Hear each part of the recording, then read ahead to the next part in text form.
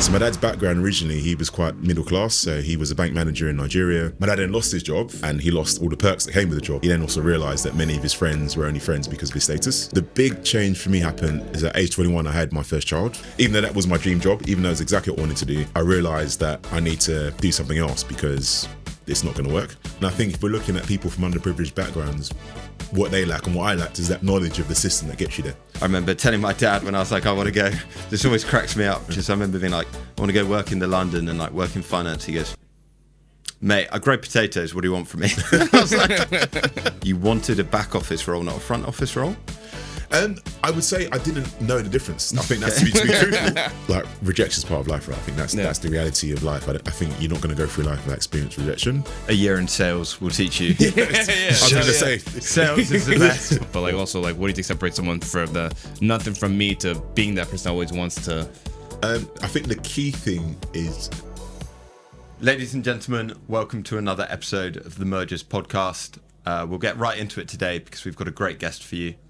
But right now, to introduce my co-host, the man who swapped his father's golden gloves for golden handcuffs, Ken Thomas. How you doing?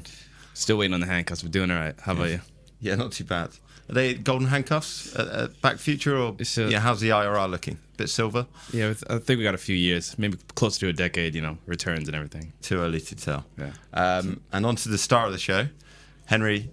How are you doing? I'm very well. Firstly, very pleased to be named as the star of the show. I don't think that's a quite apt description, but looking forward to the conversation. Doing very well. Good.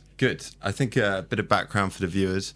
Obviously, Henry is a managing director at BlackRock, small firm that you may have heard of. And we're going to get into your sort of background because you've quite an interesting story coming up, sort of from a bedsit with your two siblings. Three siblings. Three siblings, sorry. And then all the way into managing director. And then hopefully in the second half do perhaps some like sort of actionable advice for how people can follow your career journey for those trying to aspire to be more like you. Sounds good. Looking forward to it. Brilliant. I mean, well, maybe it's sort of up to you, but maybe we start with the upbringing. I know you've done a podcast before where you mentioned your sort of background, but just be great to learn about sort of what took you into finance because it's a bit of an unconventional route, really. Yeah, indeed. My route is very unconventional, and maybe I'll start probably with my parents, and that tells the story, and I'll leads up to myself. So my parents from Nigeria, they moved to the UK in the my dad moved to the UK in the late 70s, and I followed my mum in 1980. So my dad's background originally, he was quite middle class. So he was a bank manager in Nigeria. He was one of the youngest ever bank managers. Him and my mum lived in, I think, a 3 or 4 bedroom house, just the two of them. They had a gardener, a cook, driver, very, very well-to-do middle-class existence. My dad then lost his job, and he lost all the perks that came with the job. So the house, the staff, and everything else. And, he was left with nothing. And actually, he then also realised that many of his friends were only friends because of his status. So he lost that side as well. So he figured out pretty quickly he needed to restart, and the opportunities in Nigeria didn't enable him to do so. So he moved to the UK originally to study. So went to Preston University. After 2 years, sent for my mum and I. We came to the UK and we started off in a bedsit in Fulton Heath in South London. Yeah. And from there, we ended up in a council house which my parents bought and now fully own in New Cross. I had 3 siblings. At one point we all shared a bedroom, but I wouldn't, I always say to people, I don't see my childhood as one of lacking. I had a great childhood. I had a great time. My siblings were all extremely close. From my point of view, I had a great childhood, but definitely being a managing director at BlackRock was definitely something that wasn't in my purview at that time. That definitely wasn't my plan. I know you were young, but a bit of a change for the family coming to the UK and perhaps to change your lifestyle, but also maybe speak a bit to that sort of Nigerian work ethic and what that your parents taught definitely. You there. It's interesting. A lot of people say I'm like my dad. So my dad's has a really high work ethic. So even though he came to the UK as a qualified financial professional, and he got his degree, couldn't get a job. So, again, this is the early 80s we're talking about, applied for numerous roles, couldn't get one. He ended up working as a security guard at Unilever. But for my dad, providing for his family, especially given the experience he had of losing his job, and prior to that, he also was, my parents were both escapees from the Biafra War in Nigeria. So having experienced that hardship, his thing was, I've got a job, I want to provide for my family, and he treated that job like it was the most important thing in the world. So if you saw my dad in the morning, and he used to tell me, like, you know, most of his colleagues would come in wearing, you know, their casual clothes, get to work, change into their uniform. My dad always was in a suit and tie every single morning, carried his briefcase, walked out the door every day without fail. He's a stickler for time, I guess, very unlike most Nigerians. So he's always on time for everything. I can't remember ever taking a day off sick, and he always had that work ethic. And that was a thing that was instilled in me very early. But the other thing, and this is, I guess, is a bit of a cliche when it comes to Nigerians, is real focus on education. My parents were always very, very up on me being educated, and it wasn't ever a choice. So things like university that wasn't a choice, that was an expectation. And the view that I always had was I would be expected to get to university and graduate, and at that point I can start to make my own decisions. So even though there's a thing here in the UK that you become an adult at 18, I think in their minds, and probably, to be honest, even now age 46, I think my parents still sometimes forget that I am who I am. I'm not a child, but they definitely have the view of, they set your life path out until you graduate from university. Especially as the oldest as well. As the oldest child, I definitely had that experience. So the expectations on me were quite high. You mentioned like obviously your dad was a bank manager in Nigeria, and then kind of came here and became like a security guard, and the lengths and risks that he took to provide for the family. I guess, what was it like, I guess, seeing that? And we'll probably get into your career as well, where you kind of had to lock in, you know, treating and looking for a new job as a job in itself. But what was it like seeing, you know, being at a certain status and taking a step down just to provide and build? It's interesting because I guess I didn't really observe that because I don't have any memory of our life before we came to the UK. And to be fair, my dad never complains. So me looking out, it's only when I reflect now I can realise that must have been a massive change, going from, you know, having this huge compound to effectively living in a small council flat in the UK. I mean, he told me stories of his previous life, like he'd come to the UK or France on shopping trips and wouldn't be able to finish the money that he'd have as spending money. So to go from that situation to now you're literally living a hand-to-mouth existence. But I'd also say I never felt like we went without. So there was always food on the table. We were always provided for. We were always well looked after. You know, did I have the latest trainers? No. Did I have the latest games console? Not always. Although one Christmas, my dad got us a Nintendo 64. And if you ask my brothers now, we always still say today that was our favourite Christmas of all time. So I never had a childhood where I felt like I went without. But at the same time, I'm sure for my parents, given the status they had, you know, it was a big change. I think the other thing that helped is community. So it wasn't just them. They had a group of people from their, you know, from their hometown, but from Nigeria who'd moved at the same time, also with families. So we had quite a community around us. So our circumstance didn't feel that different to the other people we knew and grew up with. So I didn't feel necessarily different from a lot of my peers. Probably, I think the first time I noticed difference actually, and we can dig into that, is my parents sent me to a private school for 3 years. And the reason I left private school is they couldn't afford it anymore. But at the time I went, this was a time where the UK had an assisted place program. So if you were a bright student, they would fund or contribute heavily towards university place. And when I ended up at this at a school place. So when I ended up at the school, you know, there were things like ski trips and rugby tours to Canada, which I didn't go on any of them. You know, and to the point, and I must have been aware because I didn't ever even ask. So the letters would come, I'd go home, I wouldn't even show it to my parents, just put that in a bin, you know. So I must have been aware that things weren't plentiful, but I didn't ever feel like I had a restricted childhood. I think I'd read somewhere, is it true that obviously I think basically funds became tight and they took you out of the private school into a state school? Yeah. But your dad told you it was because your grades weren't good enough. That's exactly right. That's exactly right. In fact, it's great memory. So I remember having the conversation with them. It was during, I had my school report. So my dad, firstly, the first thing he would do at the top of the form was your attendance and your lateness. So, as I said, my dad's a stickler for time. So I think I'd been late 3 times in 3 months. And for him, that was entirely unacceptable. That was it. So he had a massive go at me about my timekeeping, that how, you know, why were you late? Bearing in mind, I had to travel an hour to get to school. So it wasn't like the school was around the corner. It was an hour journey every day. But him being late was just complete unacceptable. So we had that conversation. Then he looks at my grades.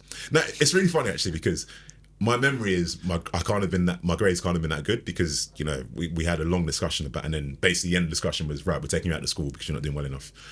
The funny thing is, my dad keeps a folder for all of us, and a few years ago he gave me my folder, and it's basically got all the things like from growing up, so pictures, school reports. all the things that I would have shown him, which I would assume would have been thrown away, he's got a folder.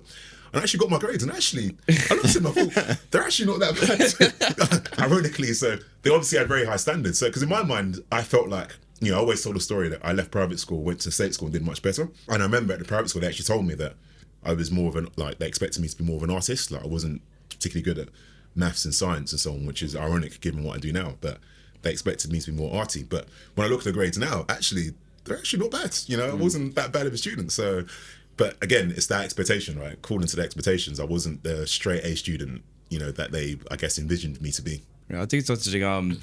I guess on the state school point, I was at a breakfast at a Boulderton Capital today, and with Social Mobility Ventures, funny enough, and they were talking about this difference between the state school and private schooling in the UK, and there's this pipeline from Eton, and then this other school that comes right after that, and most of leadership in a lot of these large companies come from that Oxbridge point, and it's which is 10% of the education. Yeah, I think 7%. I think the stat I saw is 7% of the UK population attend private school, but something like, I don't know if they make up. And I'm going to get this wrong, so do fact check this, but it's probably going to be something like 40-50% of whether it's parliament or senior management at companies, especially in banks. Yeah, so you yourself would be an outlier in that sense as well. Then. Yeah, definitely. Yeah. Definitely. Sorry, just going back to that sort of childhood and schooling. You also mentioned before that you sort of, as when you were about 20, 21, that's when you sort of really took your own development into your own hands. So you studied mechanical engineering, which is very intellectual in its own right. But then what made you transition perhaps from being under your parents' guidance to really taking charge of your own career? Yeah, so I would love to say it was planned, but it definitely wasn't. So the big change for me happened is at age 21, I had my first child. So again, unplanned. But it was a real waking up moment for myself, because suddenly you've gone from a situation where your life is relatively mapped out. You went to school, you go to university, you get a job, you start, you do all these things. To now I've got a mouth to provide for. And actually I was still in university at the time, so I hadn't even graduated. So I was coming up to my final year, had someone to provide for.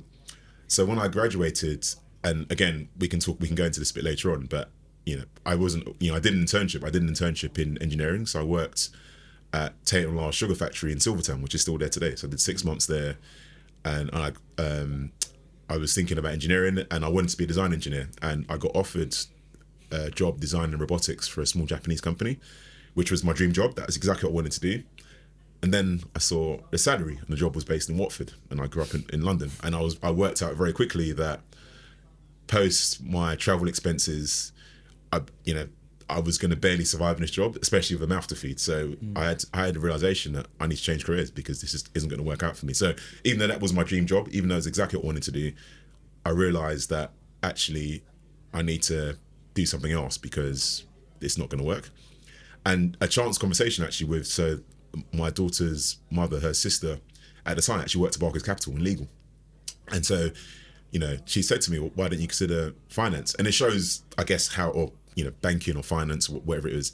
And again, showing my lack of knowledge of the system, I assumed you'd have had to study economics or finance or some kind of finance related subject at university. So I said, but I didn't study anything related, so I'm assuming I can't. And she was like, oh, absolutely not. Banking's like engineers because of the way you think, problem solving skills, etc., etc. So she teed me up with a conversation from someone else in one of the departments, and we had a really good chat. And he just said, for everything I heard today, there's nothing that would preclude you applying to the grad scheme. So that was the advice I got. So I went ahead. I went on Barclays Capital website, applied to, I can't remember, I think all the names of the banks I thought I recognised, which probably wasn't a huge number. So Goldman Sachs, Morgan Stanley, UBS, and a few others. And I remember Googling, I think the internet was a relatively nascent thing at that time. So this is back in, late 90s, I think it's early 2000. So I was Googling, applying in these things.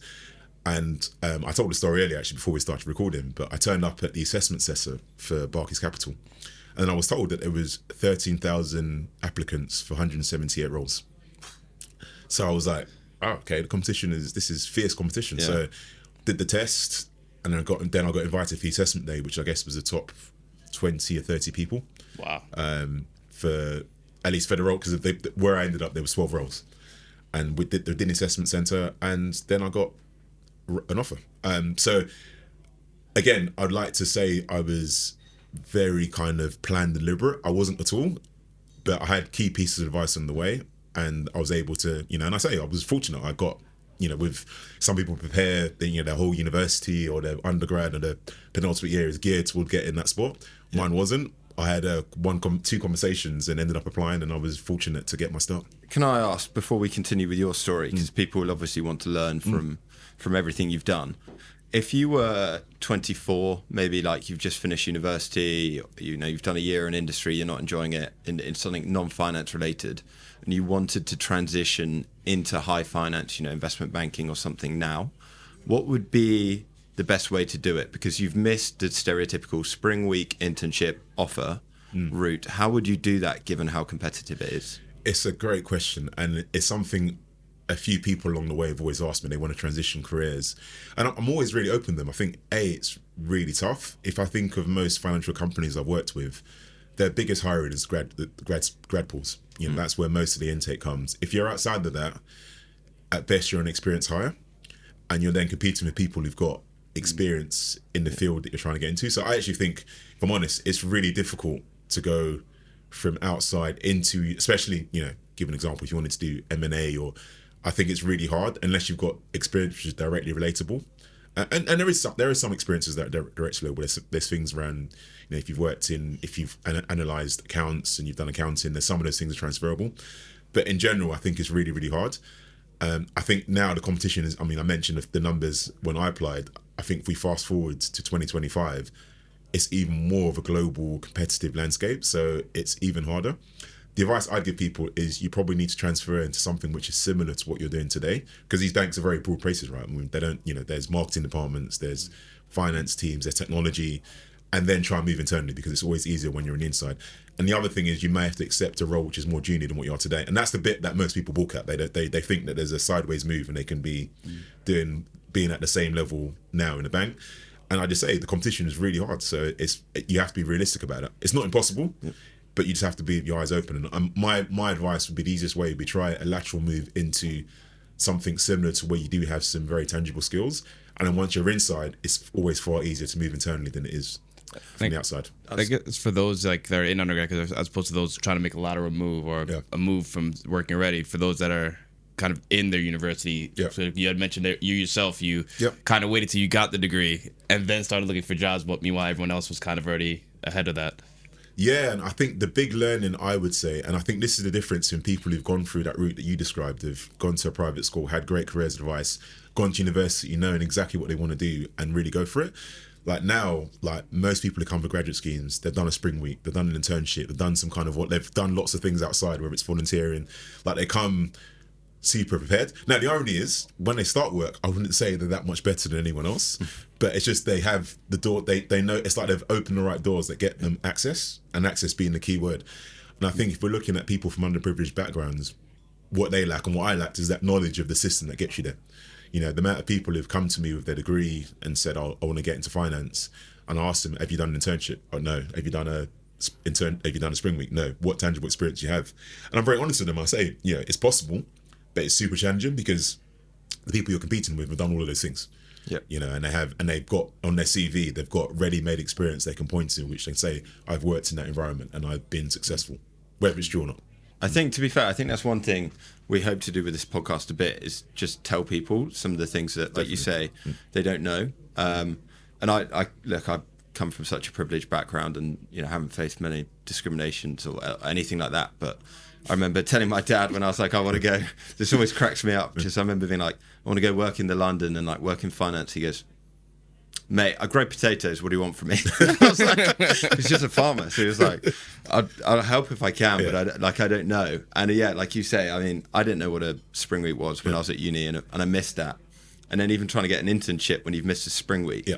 So it's like there's literally like a set. There's a procedure which no one told you about. So some people are in the know, and it's almost like they have the checklist written out for them, and the others who don't are just walking blind, effectively. Yeah. And so I think exactly this, like making that accessible for everyone, is super important. So if we talk about things like social mobility, that's how you create social mobility, and is giving people access and the tools and the knowledge to be able to make those moves. And is that a big reason that you sort of do mentoring now? 100%. For me, I always think, when I was coming through, and I told a story as well, that when I joined the grad scheme at Barclays Capital, I was the only black grad globally out of that cohort. The only black how grad in the many? whole cohort. 178. Wow. So I was the only one. And there was Asian, there was people from Asian backgrounds, but actually black. So people that I would identify with in my background, I was the only one. And then when I got into the workplace, there were very few black employees. The ones that were there tended to be in support functions or in administrative functions. Almost no one in the front office, almost no one client facing, almost no one on the training floor. That's changed a lot now, by the way. I'm not saying it's perfect now, but there has been some change. And the thing I always look back to is if I wanted someone, and to be fair, let's be honest, mentoring doesn't have to be someone like you. That's just to be very clear. It doesn't have to be. And sometimes it's actually better when it's not, because you get a different perspective. But the comfort thing, especially if you're younger, is to have someone who's been on that journey and knows what you're going through to speak to. And I was lucky. I didn't, I had someone, later on who came in, in fact, is a friend of mine now, who became very, very senior, who kind of took me under his wing and gave me that advice. But I always think the person I was back then, who would I've reached out to? There was no LinkedIn. There was no one to kind of. So I'm always very conscious that there's almost a duty or responsibility I have to be that person for other people. Now I can't do that for everyone. And before anyone wants to inundate my LinkedIn, it's already inundated. I can't, but I do try where I can to be a sounding board. And there's a number of great platforms out there, and I'll mention one if you don't mind. Yeah. And Circle Mentoring is set up by some peers of mine for exactly that point. It's basically a group of senior black professionals who work in asset management and banking, who basically give their time. But rather than being one-on-one mentoring, we do group mentoring. And that group now, I hosted one of the first events probably about 6 years ago, and it was probably 10 people around the room of this size. And the last one, which I spoke at, was probably 200-300 people in the room. And is that anyone can join? As in like a as I'm webinar aware, kind of thing? Maybe it's aimed at mid-level. So it's probably less of the younger pre-working cohort. It's aimed at sort of people 5 years experience plus who are trying to make that next step in their career. But there's other avenues, like, I'm thinking things like into university and others for aimed at people in undergrad who want to make a breakthrough into careers like mine. Going back a step, quickly, how old were you when you joined Barclays? It was 22 in the end. So again, and I was a year older than everyone else because everyone else had gone through that program and had secured their role before in their penultimate year, whereas I applied after I graduated. Okay. So you're Barclays at 22. Yeah. And actually, you, interestingly, one of the few people that I think you said you wanted a back office role, not a front office role. I would say I didn't know the difference. I think that's to be truthful. To be very truthful, I didn't know the difference between I didn't know what front, back, or middle office was. Yeah. And when I looked at what they do in these things at the time, and I'm sure they do now, they give you profiles and skills of what you're expected to do in these. And when I looked at the operations one, it seemed the most similar to engineering. So it was very process orientated and so on. And again, not to disparage anyone who has a back office or ops career. When I got in, I realized very quickly this is what I wanted to do. Yeah. And that was then, and then I had to engineer. And again, as anyone who works in the industry knows, once you're in operations or back office, it's really hard to move into client facing. So that was a journey that I had to go on myself to get into what I do now. Yeah, just for viewers, probably helpful to say that generally front office is obviously paid the most and has the most responsibility, with mid office next, back sort of last. Is that roughly? Yeah. And exactly that. So I did that journey from back to middle to front. So could you maybe run us through, how you achieved that, and also I think we'll get on to your rise up the ranks, because that's also quite interesting. Yeah, sure. So I think some of it was deliberate, some of it was, I guess meeting the right people and network, and I'll come on to that. So I think the first thing was moving from back to middle. After 2.5 years at Barclays, I realised I knew absolutely nothing about a bank. So I knew I worked in projects. I knew the projects I worked on really well. I knew systems and I knew technology. But if you asked me what a bank does, I couldn't really, like an investment bank, I couldn't really tell you. And around that time, I was approached by someone else who'd formerly been on that grad scheme with me, who'd moved to Lehman Brothers, and he was in the equity derivatives middle office. So he reached out and said, there's a role going in the team. Would you be interested? And I was quite honest. I mean, rightly or wrongly, I said I didn't know anything about derivatives, but happy to have a conversation. And he just said, "Oh no, you'll be fine. Just kind of have a read of this thing around option pricing and so on." So, and again, because I did an engineering degree, reading equations and so on, actually that stuff I do understand. So I read a bit about options, went to do the interview, and interviewed with the head of the department. And he asked me a few technical questions, but I realised actually most interviews I've been on, and this even goes to now, very few interviews are technical. Most of them, it's kind of like people bind to people. So a lot of it is relationship building. I didn't realize that then, but I'm really realize that now. So even then, there was a few technical questions, but most of it was around me and what makes me tick and what makes me, because I guess ultimately they want to make sure I'm someone that they can work with. Yep. So I had another interview with that person's boss, and I got offered the role. And this is anecdotal, but the funny story about that is I remember starting the job on that first day, and my boss told me this later on. We became quite good friends, but he told me later on that on my first day, he turned up and saw me, and he sent an email to his boss, was the guy who hired me, and said, "Would you mind telling me who the person is sitting opposite me?" So he hadn't said anything to the guy who was actually my manager. He didn't interview me, didn't even know I was joining until he saw me there on that first day. So that was the move from back to middle. Yeah. And then I worked, and I would say actually that period in Lehman Brothers is probably the hardest I've ever worked in my career. I mean, I think Lehman had a certain culture, and that might have contributed to why it's not around anymore, to be honest. But it was, but at the same time, I had a lot of fun. I worked all hours under the sun. Worked 1, 2, 3 in the morning, and this is in middle office. This wasn't like an M&A role. This was just, you just did the job until it was done, no matter what time it took you. That's actually a really good point. That's Yeah, mid-office working sort of IB hours. Basically, exactly that, without IB pay. But I learned a huge amount, and I met a guy he said about 6 months after, or about a year after I joined, we had a new department head, and it's probably one of the most pivotal moments of my career. So a guy called Steve Morgan, who he in his last role, he's an MD at Citigroup recently, but he's now set up his own firm. At that time, he was a VP, and he was brought in to head up a department. And this is the first time I'd seen another, like a senior black colleague in my career, and I was just amazed because not only that, he was young. He was like a few years older than me, and his background very much resonated with mine. So it wasn't just that he was black. He was from a very similar background to myself. Yeah. So, and maybe the way of phrasing that is, obviously Kwasi Kwarteng is black. I think if you look at his journey and mine, they're probably very different in terms of him being at Eton and everything. So Steve was the opposite. In fact, he didn't go to university. He left school at 18, started at the Bank of England and worked his way up. So he now was at my department as the head of the department, aged 27 years old. So that was like a wow moment for me. I mean, someone that not only looks like me, that knows my background and resonates with it, but is in a very senior and running a department of 20, 30 people. And credit to him is that he took me under his wing to an extent. Not any favoritism or anything like that, but kind of just advice. Like, I'll give an example. There was an email that went out looking for volunteers for a project. And at that point, I was the kind of person of, I've got a job to do and I just need to do this job and I don't have time to do these other things.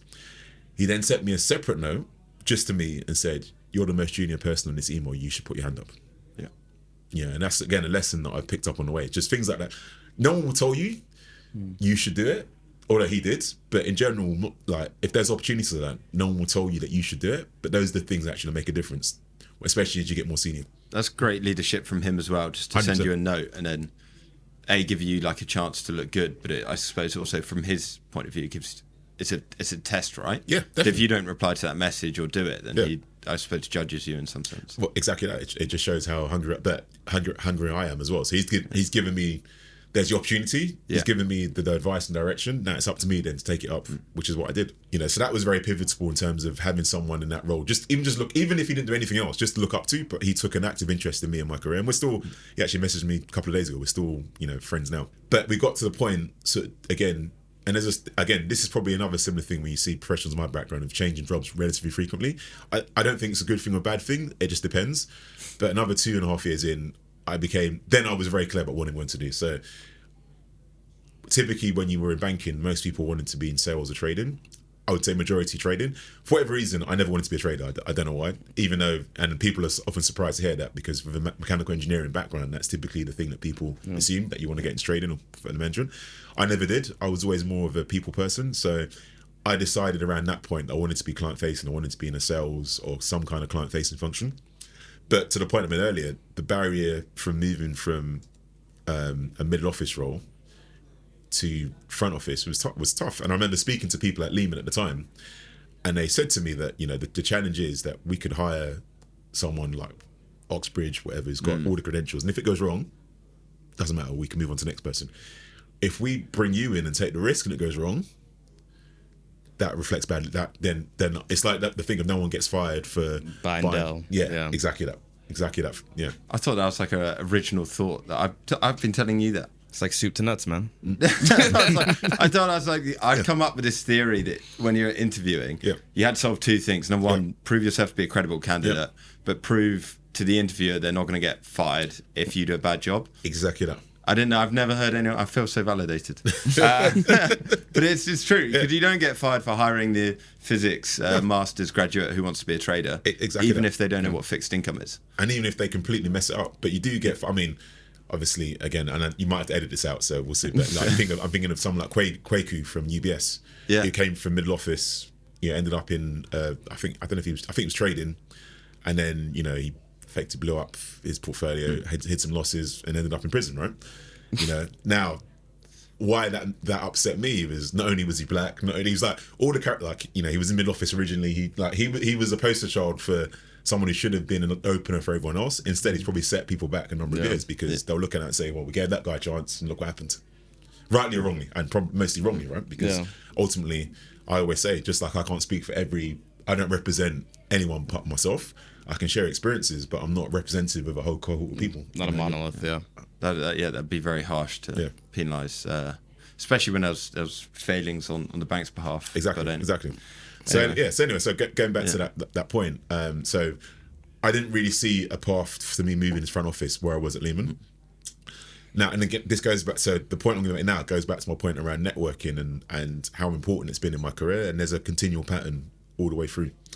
So the former global head of our business had left, and I'd become, I'd say friendly with him. Like whenever he was based in New York. Whenever he visited London, he would take my boss and I out. We'd go out for drinks. Had a few late nights. So built rapport. So he was going to be traveling in London in his new role. He was at Merrill Lynch, and he reached out and said, "Hey, I'd love to catch up, have a drink."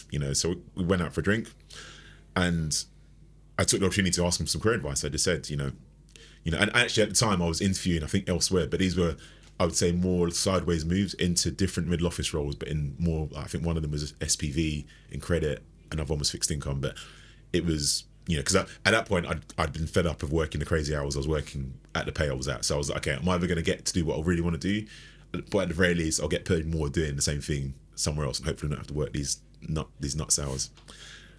So I told him about where I was interviewing, but I told him what I really, and he gave me the advice, and he kind of gave me the pros and cons of all the things I was looking at.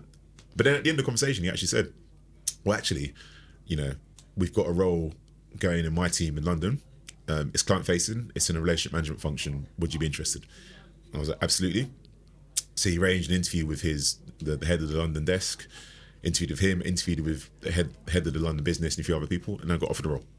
So, and that role hadn't been advertised at that point. It was, I think they'd only just got budget approval, but just by asking, having that conversation, and I don't know, I'm assuming they interviewed other people, but, that conversation led to me then having my first client facing role. So there was no application, there was no headhunter, there was no, this was just purely someone from my network who'd taken a liking to me, gave me an opportunity. Yeah. I guess you mentioned on topic of networking, right? Came in, you guys built the rapport in a very genuine way, and then we kind of spoke previously about intentional networking, right? Yep. You just want to expound upon that a bit? Yeah, so I'm a big believer in networking, but I believe network. There's two things I say about networking. Like, first, it has to be intentional, but B, it can't be with an ulterior motive.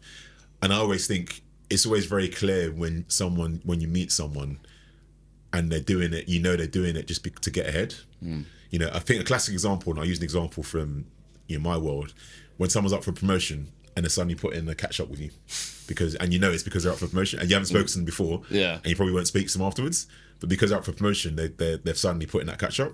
That to me is disingenuous. Whereas if that was someone who'd been catching up with me or had taken interest in me previously and then said, oh, by the way, I'm up for promotion, I'd love to pick your brains, of course I'd have time for them. So it's that thing of you need to network, but don't do it with yes, there's an ulterior motive, but if it's such an obvious transactional interaction, to me, it's not going to work. So it can't be transactional. I think you've got to build long-term relationships. And the thing I realize is that when you first meet someone, it might not be anything then. In fact, a lot of the times, it might just be a sharing of minds, a catch up, sharing ideas, a conversation, but you never ever know. And I look at all the roles I've had in my career, the vast majority have come through someone in my network. Yeah. And you talk about serendipity as well. We're in the same boxing class, and it wasn't until we were at a dinner at British American Tobacco that I was just like, "You look so familiar." He's like, "Yeah, we're in the same boxing class." I was like, "Oh, fair enough." So those concussions he's giving you. Exactly. Well, it's funny. I mean, literally, I think we hadn't spoken at that point. We happened to be not in the same dinner. Then we spoke at the pre-drinks. Then we were sat next to each other at dinner. Yeah. So it just shows, right? Serendipity. Completely agree. But it's serendipitous. But then, like you say, you getting that job before it was advertised is, to me, that's like the definition of like the intersection of luck and hard work. 100%. Because it's not just like serendipity, right? You've just consistently put out so much work and like networking and stuff that you've put yourself in that position to be lucky.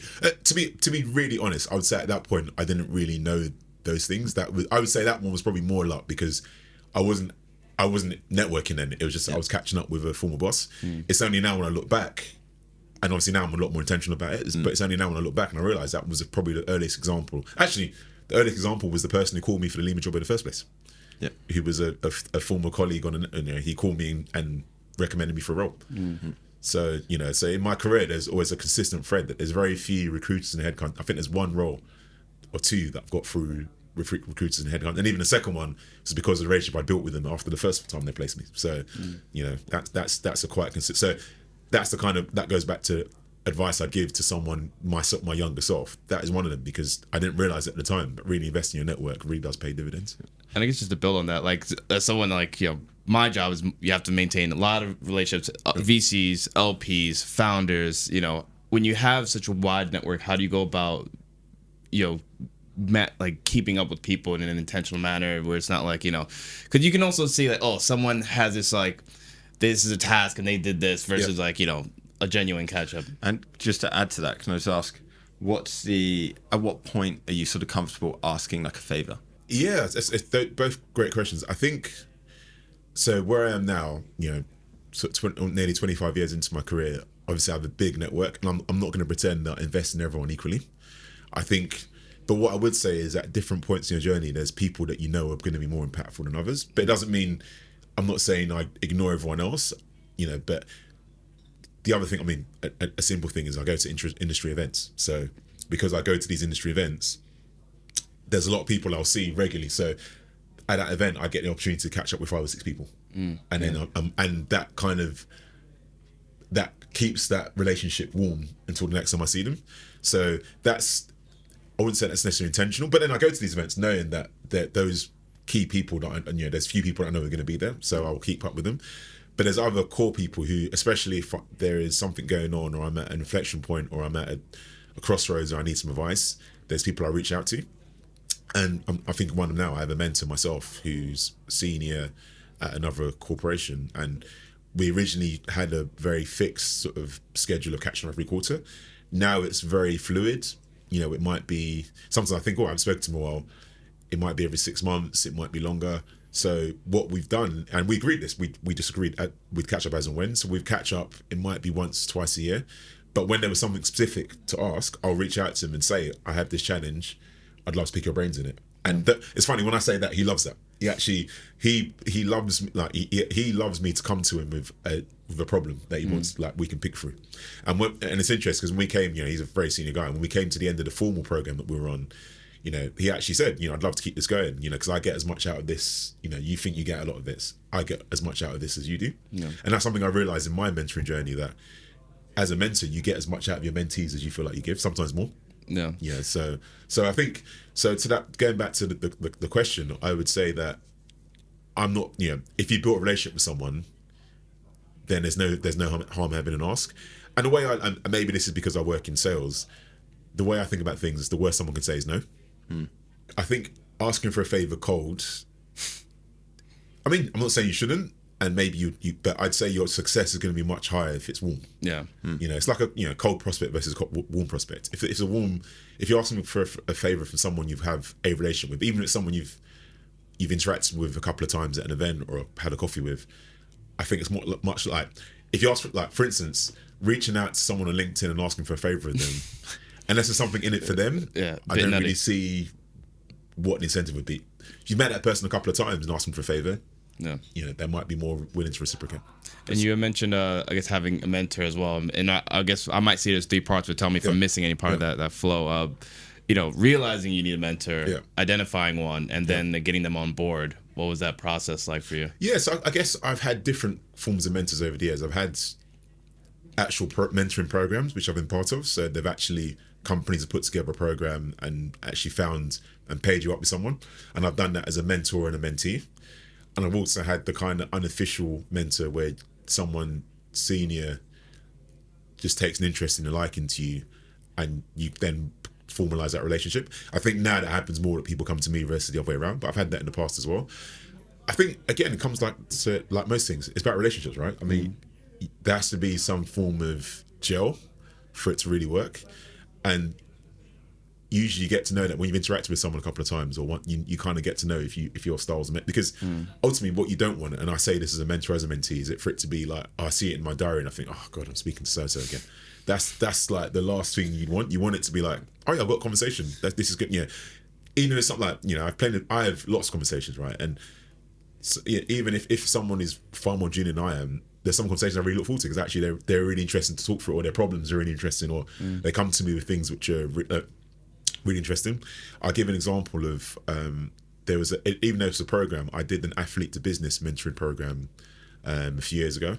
So I was a mentor mentoring someone who basically had been in the GB, I think it was canoeing setup, and he basically, and this is like, he'd worked, he didn't quite make the Olympics, but he'd been at World Championship level, worked, that's been his career, and then he's come to the point now where it's like, I need to get a job. Can't canoe forever, huh? Yeah, exactly. And so my role was to and I remember when I first met him, I actually said, I'll be honest, I don't know what I can offer you.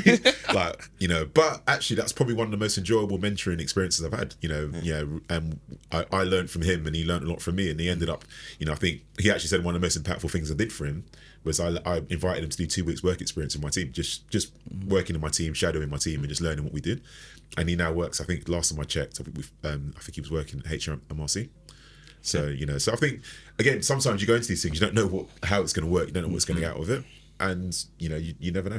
I guess, how do you find, being able to taking that risk? And some people wouldn't either feel comfortable, or they would say, oh, it's not worth my time, or they'll have some reason as to why they wouldn't put themselves out there. How do you look at that? And, as a mentor or as a mentee? Or both? Yeah, in any case, I guess, right? Because at the end of the day, you're putting yourself out there with I expect there might be some form of rejection. Yeah, of course. I think rejection is part of life, right? I think that's the reality of life. I think you're not going to go through life without experiencing rejection.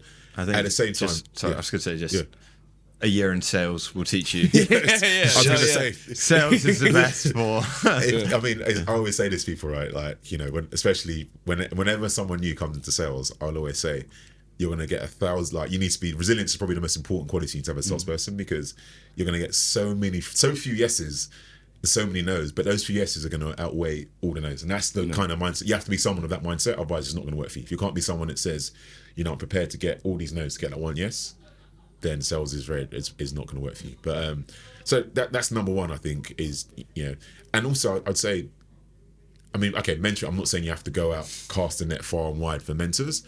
But there's probably more than one person you can ask. Yeah.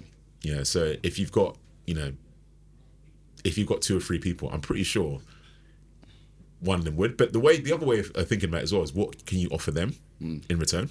So making it not a one-sided relationship. So it might be, is there a project they're involved in that they need assist? If it's someone at your workplace, is there some kind of side project? Another way the way I used to think of it as well is, what are they interested in? So, you get people who sponsor networks or sponsor different things in there. Can you get involved in that? Something that's something they're passionate about. That might be another way of building a relationship where you can then formalize and ask them for mentoring, a mentoring relationship. Although sometimes you do, I've got to say, on LinkedIn you get the hi, I like your podcast. Have you considered using this mic? Anyway, I want to work at Apollo. How can I It's completely off the marks. Yeah, exactly. We were talking about that before screen. I think all of us are LinkedIn inundated with people who ask for advice. And, at the risk of, again, I'd rather not have my LinkedIn inundated. But I think if you're engaging with someone, just think before you send. think of what the person who is going to read that is really thinking. Like, maybe coming up with an ask straight away isn't the best thing. You know, maybe try and engage with them first.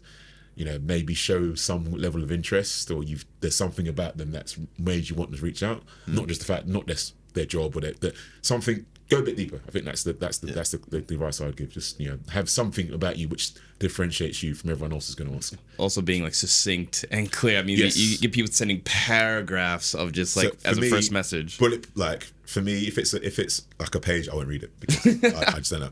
And again, I don't mean that disingenuously. Yeah. I just don't like. I'm not someone who likes. You know, I always say this to my team. Like, give me the exact summary. But to hold both your feet to the fire here, okay. So, right, my role, private banker, wealth manager, financial advisor, whatever you want to call it. Let's say I'm coming after, you know, you as a VC or you as an MD at BlackRock. How do I succinctly show an interest in you and your career, try and add value and get you to take a meeting so I can ask, you know, something from you? It's hard because I've probably been asked by a number of other people who do similar things to yourself. So that's a bit, because that's pitching. That's a bit different to mentoring. That's your pitching your services to me. So I'd say a lot of that still applies. So again, when I think of like in my role, prospecting, what do you do for a prospect? Before you reach out to them, you research them. Yeah. You try and find out some information about them. You try and leverage what you know in your initial reach out. Like, I'm not going to ever. I mean, it's okay. Working at BlackRock isn't a bit of an advantage because the name will open doors. But if I was working somewhere else, if I was working at a tiny asset manager, if I just sent an email to someone and just said, "Hey, I'd love to meet you," chances are they're probably going to say no. If I'd researched them and found out something about them, and again, you have to be a bit careful because it can come across a little bit disingenuous, but it might be like, okay, a good example might be I might have written a paper, or I might have mentioned I'm really into social mobility. Yeah. So if I reached out, I might say, oh, you know, and I feel I haven't done this, but it's in your role, I'd probably say, oh, by the way, I saw that piece you did on XYZ. I thought you might find this interesting. I've attached XYZ. Yeah. And I'd love to catch up with you and have a conversation about it. Okay. Then in that conversation, we have the talk, and then you can say, by the way, at the end, you know, obviously, like had a really good chat. You know, by the way, I do XYZ. I'd love to speak your brains on this piece, or, you know. So again, it makes it more of a warm sell. Again, I'm not saying it's guaranteed, you know, but you're moving your chance from 0% to maybe 5% to 10%. It's like, how do you increase your odds effectively? That's you know, and all these things is increasing your odds. Nothing's guaranteed, you know, and you have to be, again, in sales, you have to be prepared to get lots of no's, get yeses, but it's just all about increasing that percentage. If we could just bring it back to a couple of points in your career that sort of stood out to me. Number one, or you can decide which one you want to do first. So, redundancy and how you bounce back from that, and also perhaps lessons maybe that you'd give to people who have been fired or feel trapped in back office, and like what can they do to really like bounce back. And then number two, I think you spent 6 or 7 years as VP. Yep. And then you went from, and it is your own words, like non-considered for promotion to a shoo-in in a year. Yep. So how on earth did you do that? Yeah, big lessons on both. I'll start with the redundancy just for chronological order. So I was made redundant from Merrill Lynch in 2009, so in the midst of a financial crisis. And at the point, I'll be very honest, you know, I felt like my financial services career could be over because, you know, you've seen the biggest crash since the Great Depression, probably not many jobs out there. So I was very prepared. So I had that approach of, right, I need to be working. You know, at this time I had started my daughter to provide for. I need to be very clear. I need to get employment pretty quickly. Yep. But I can't rest on my laurels and assume it's going to be in financial services. So I mean, that period is a very unique time and maybe different to the current. You know, as long as the market doesn't crash, different to the current time period. But the approach I took, so because of that view, I did two things. Firstly, I retrained. So I took on the Prince 2 qualification. So anyone who does project management, that's one of the main project management qualifications. Paid £2,000 out of my own money to retrain because I felt that would give me access outside the industry if I needed it. The second thing is so I think I got made redundant on whatever it was, on Thursday, maybe Wednesday, Thursday. By the Monday morning, I was at my desk at home and I treated every day like a working day. And what I mean by that is I spent every day from 9 till 5 o'clock ish doing something that was contributing towards me finding a job. So that might have been reading, that might have been reaching out to recruiters or other people, or going back to networking point, going back to people in my network. So it was arranging coffee catch-ups, trying to see people, researching job market, applying for jobs, but also keeping reading on the industry so that to remain current, so that I felt like I wasn't out of the loop. And like I said, I treated my day as a working day, so every day I was doing that. And 4 weeks after I got made redundant, I actually got offered a contracting role at RBS. And I did that for 6 months. And during that 6-month period, I was then approached by the recruiter who placed me in my very first sales job, which was in October that year. So, and in the end, actually, to tell a story, I ended up being offered 3 roles within a week, and chose the one that paid the least because I backed myself because it had the most upside. Which was it was 2 sales roles and 1 project manager role because they liked the fact I had my Prince 2. Yeah. So I got offered a project manager role at Nomura, a sales role at Bloomberg, and another sales role at a company called Riskmetrics, which is now part of MSCI. And the Riskmetrics role, which I took, paid, I think it was about 30% less than the Bloomberg role. But I backed myself and thought that was going to be, and also based on the people I'd met, I don't know, there's just something about that role which really attracted me, and it worked out really well in the end. I was going to say, so many people sort of say like bulge bracket, right? Get into Goldman's, get it on your CV. Bloomberg to me would be like the Goldman's in that world. It's so funny because when Bloomberg came in, so when I got, so it was the same recruiter for both sales roles. That was the other thing. So I couldn't play them off against each other. It was the same recruiter. When Bloomberg came in, I was like, that's the job I want.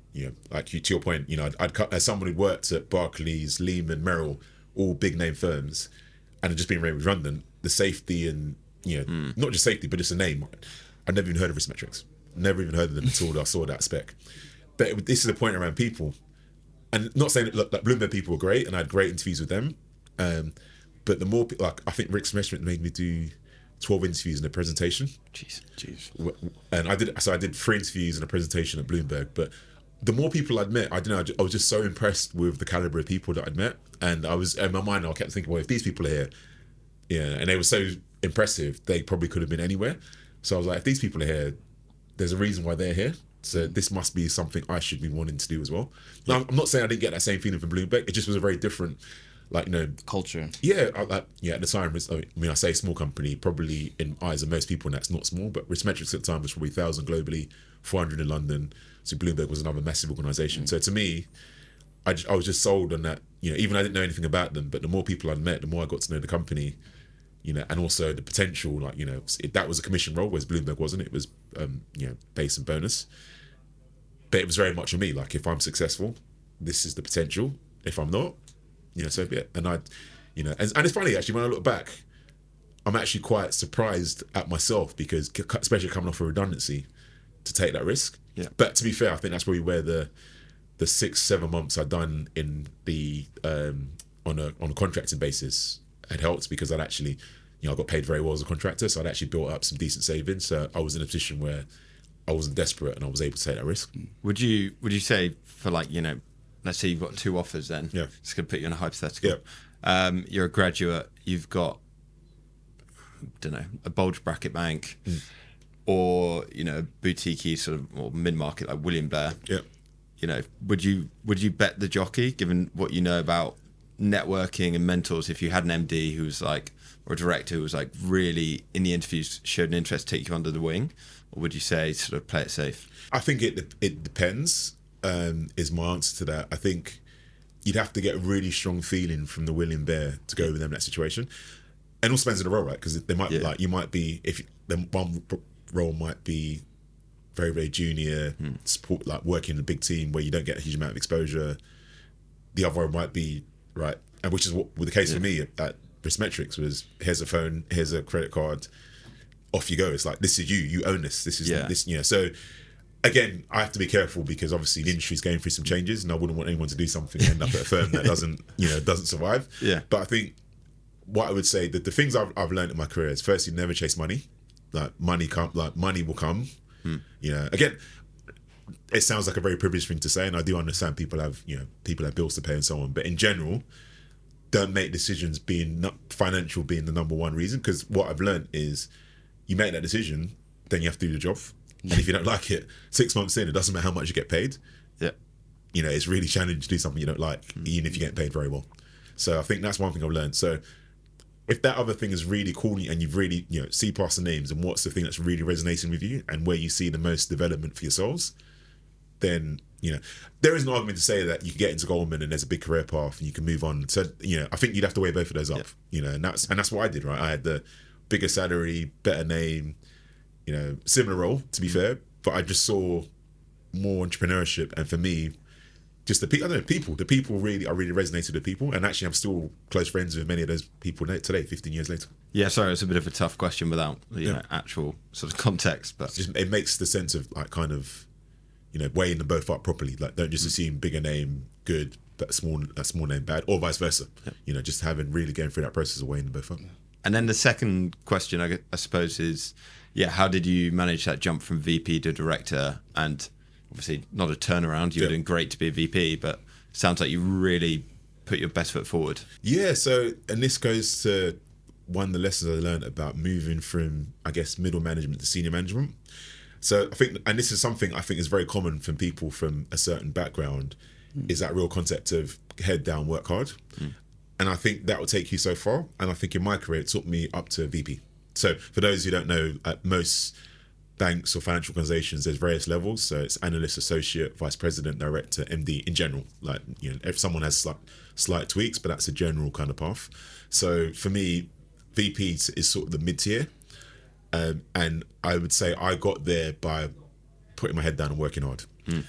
I think in most firms, getting to director and definitely MD, the job you do is almost a given. It's what you do outside the job. I didn't realize that, so going back to that point, so it was 2015, I believe. I didn't make, I was a bit annoyed. I didn't get a director promotionship. Didn't even understand. I mean, that's the other thing as well, is most people don't understand the actual process. I.e., it's not your manager. There's a panel. You have to be nominated. A group of people who you may or may not know will discuss and decide whether you're the person for that promotion based on what's fed into that committee. So, I remember catching up with my boss at the time afterwards and just basically saying, I'm disappointed I wasn't promoted. And he actually was, fair play to him. And again, he's someone who's actually, someone I'm close to now as well. He said, to be honest, you weren't even up. So it's not like I was in the room and I didn't make it. I just wasn't even in that slate. So we had a conversation. I said to him, well, we're having this conversation this time next year. Because I said, what is it I need to do? And he said to me that, the challenge you, Henry, is that, in your team here, we really, like, everyone knows you, do really, but outside of that, no one really knows you. So I was like, so that was a big kind of wake up call for me. And I remember saying to him at the time, if we're having the same conversation this time next year, that means I failed or you failed, i.e. you need to do, like, there's the part I can play, but you need to help me getting my name out there. So, I was I was doing, so what I did then was very, consciously kind of doing things outside of my day-to-day, getting involved in bigger initiatives, making sure so typically when I'd go on like a global call or I'd just sit there in silence. I wouldn't speak up. I'd just be, the mute, but you're in a room for the senior people, you get intimidated, you don't speak up. I force myself to have a voice in those conversations, and sometimes, and it's funny, it's something I even do now, right? I make sure I've got 3 or 4 points ready to hand that, if I get the chance, I'll speak up on those. So I started doing that, and then fast forward a year, the promotion process comes around. Oh, and the interesting thing, I closed the big deal that year, but from a total numbers perspective, I would say my sales performance wasn't probably that different from the year before. And I got the promotion. And what was interesting is for someone who was in the room, told me that, so usually what happens, you go through the names, you debate. When my name came up, the global head of sales said that, we don't even need to discuss him, he's a shoo-in. And moved on to the next person. So from going a year forward, not even being in that room, to a year later, we don't even need to debate you. And actually what changed was what I did outside of my actual job selling. So obviously I'm still doing my job, but just doing a lot of things more broad than that.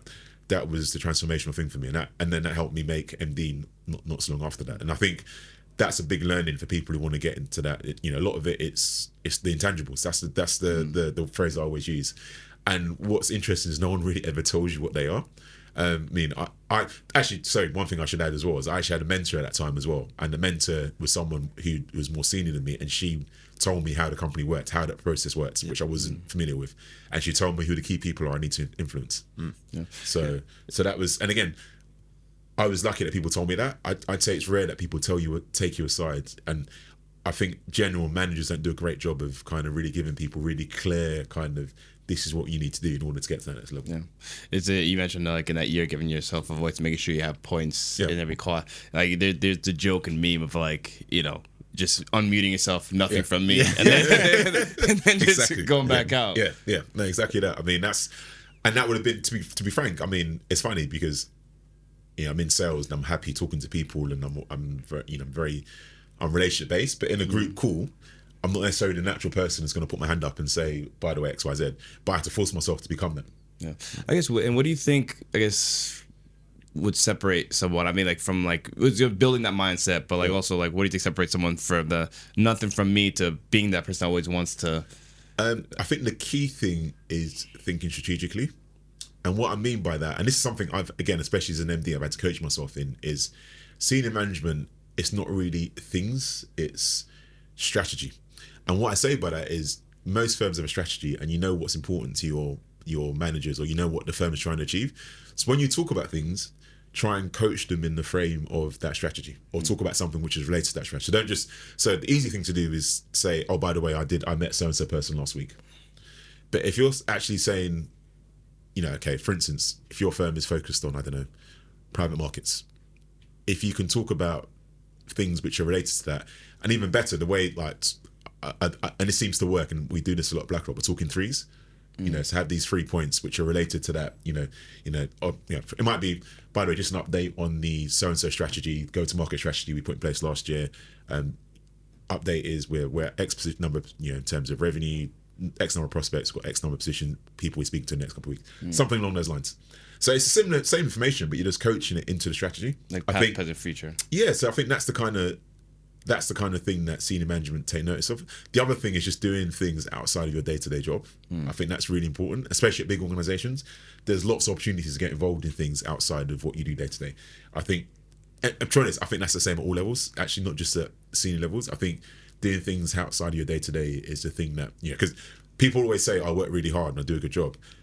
In a lot of firms, that's just a given. Like if you work at Goldman Sachs, telling someone you work hard isn't going to get you promoted, right? Everyone does that at Goldman Sachs. That's just, you know, it's the things that you do outside of that, what are the intangibles that you bring outside of your day-to-day, which, you know, help you get to that next level. That's kind of something we say in venture capital as well, like when obviously we're in the business of selling money. So if you have a hot deal, great founder, you know, what differentiates you? Everyone's like, oh, we have network and expertise, but like, well, that's kind of a given, right? You wouldn't be able to raise millions of dollars if you didn't have network or some level of expertise. Exactly. I was going to say, also to your point on questions, I'll put my hands up and say, when I was a younger man, I was like, oh, they're just playing the game, like so sycophantic. But you actually like, you realise as you sort of spend more and more time in banks, it's like, there is an element of like playing a game, obviously, to get promoted, and that just is what it is. But it's A, it's not a helpful attitude, and B, you do actually get a chance to ask questions. And so I was like a research analyst at one point, and so had that technical background coming into a sales role. Like, I think looking back at my time at Barclays, a lot of questions were bridging that gap, because ultimately in sales you have to communicate the product. So you'd have technical people creating a technical product portfolio that we have to sell, but there's quite a lot of breakage at that point where 100%. You've got quants who are, oh, we're just buying this because the model says so. And so I was like, kind of being like, guys, I kind of get what you're saying, but can we get a narrative to take to the clients? It's so true. In sales, it's about the story. Yeah. You know, everything's about the story. You know, it's not, you know, if it was just as easy as the performance sells itself, you don't need salespeople. Yeah. And there's a reason I always say this. I've seen people far smarter than me who are terrible salespeople. So, you know, I think sales, to me, actually, the way I think about sales is how do you take something complex and make it really simple and clear to understand? Yeah. And tell us and give it a narrative.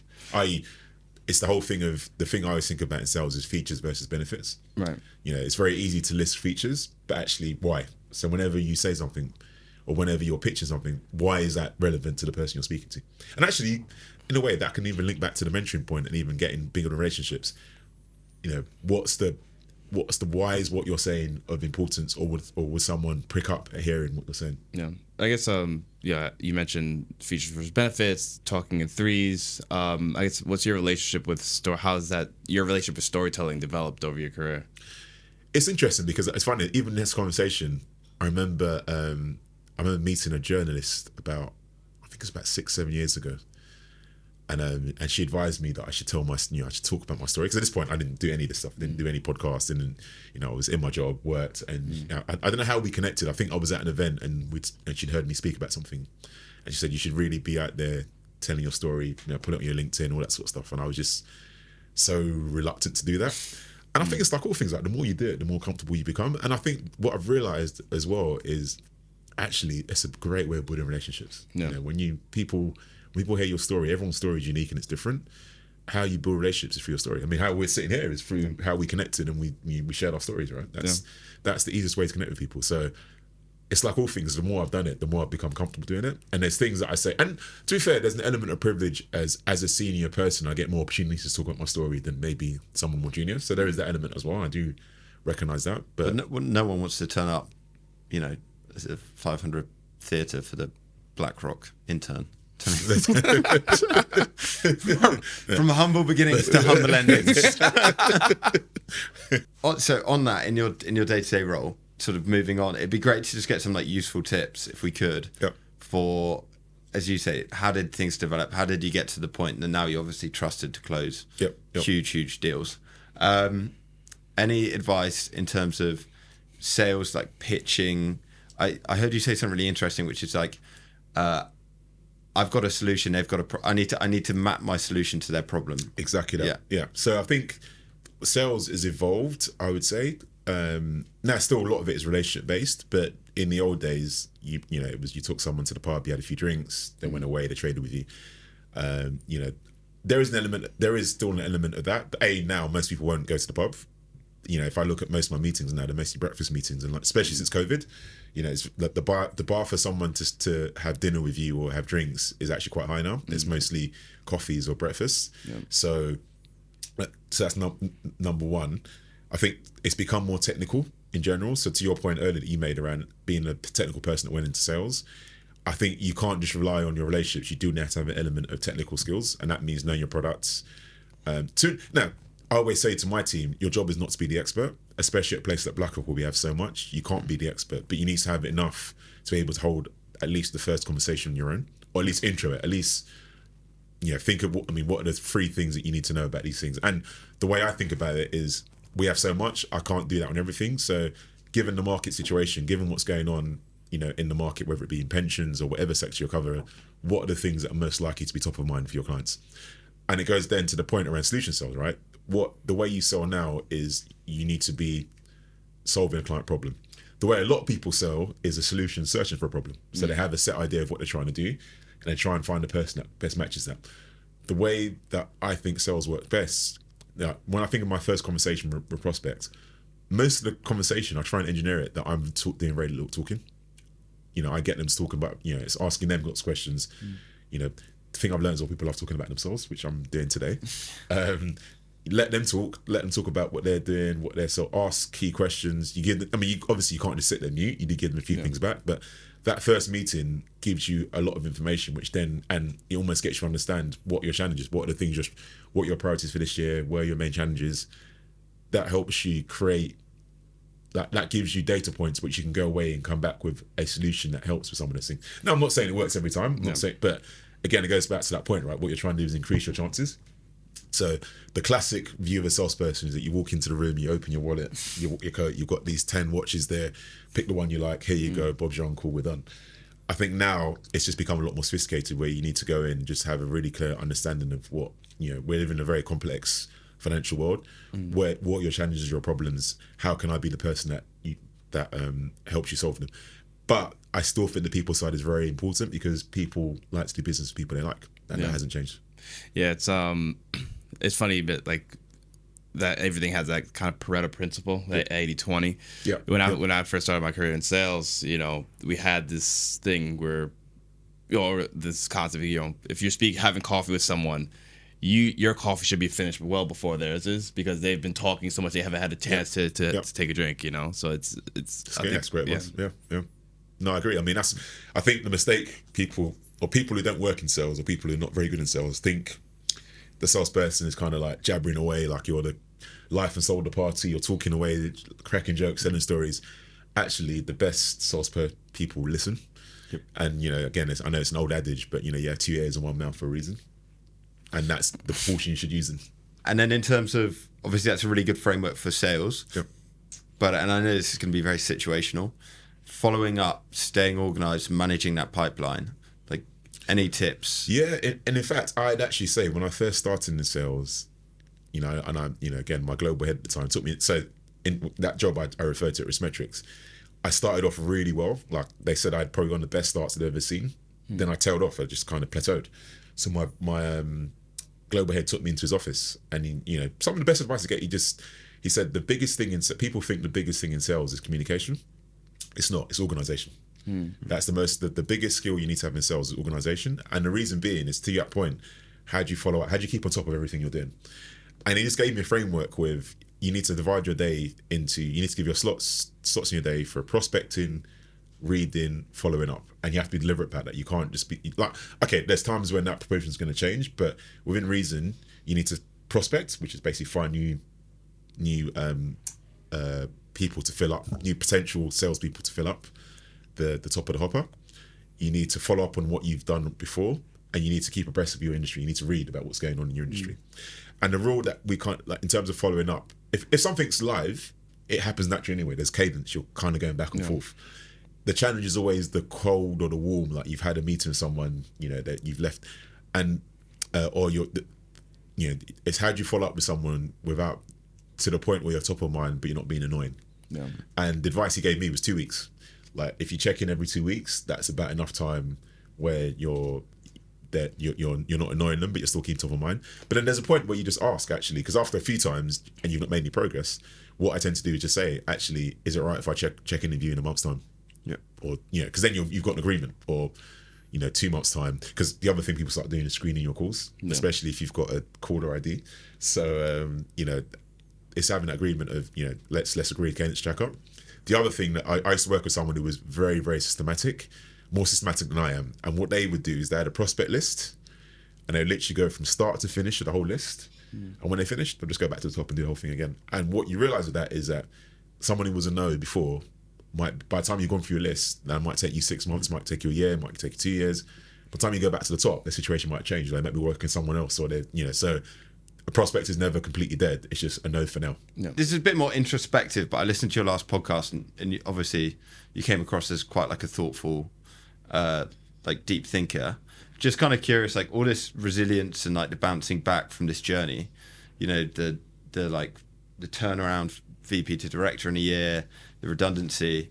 You know, you mentioned growing up in like a Nigerian household was quite tough in a sense. Has it, like, sort of looking back on it, made you quite grateful for like the way you were raised? Or I mean, I'm grateful for a lot of things. I'm definitely grateful for the way I'm raised, and it's actually really interesting because my parents are like, they were very strict on me, but they're very mellow now. So you see them with their grandkids, and they're just like different people. You know, they're actually quite mellow. But I would say if I didn't have the upbringing I have, I wouldn't be where I am today. And one of the challenges I have actually now, and it's something that I discussed with, you know, I'm fortunate that my friends have all done relatively well, is how do we instill those same characteristics in our children? Yep. You know, I'll give an example. My youngest son is 2, and he started prep school. He's 2.5, and he started prep school 2 weeks ago. And my wife and I had this debate because we were both like, okay, but is that, you know,